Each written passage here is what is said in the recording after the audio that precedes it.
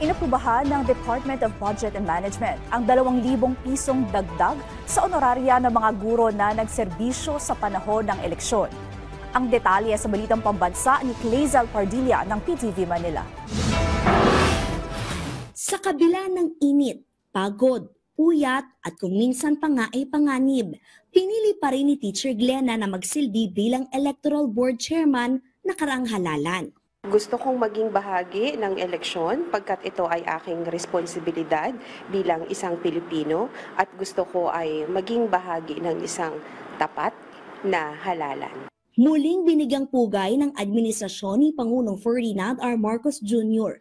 ang mahalagang papel ng mga guro na walang takot na nagbantay at nagserbisyo sa panahon ng eleksyon. Bilang pagkilala sa kanilang mga sakripisyo, iniutos ni Pangulong Marcos na pataasin ang honorarya para sa mga guro at election workers na nagsilbi noong Hatolang Bayan 2025. Inaprobahan ng Department of Budget and Management ang 2,000 pisong dagdag sa honorarium sa anuman rehiyon na nagsilbi ngayong eleksyon. Ito ay bilang pagkilala sa kanilang mahalagang papel sa maayos na pagsasagawa ng 2025 national and local elections. Ibig sabihin, magiging 12,000 pesos na ang honorarya para sa mga electoral board chairperson. 11,000 pesos naman para sa poll clerk at third member, habang 8,000 pesos naman para sa mga support staff. Laking pasasalamat natin pagkat ito po ay malaking bagay sa aming mga guro.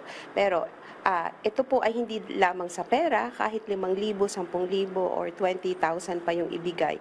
Hindi po dahil doon, kami pong mga guro ay nagsisilbi para po sa ating bayan. Batay sa 2025 General Appropriations Act, mayroong 7.4 billion pesos na pondo para sa higit 758,000 na poll workers sa bansa.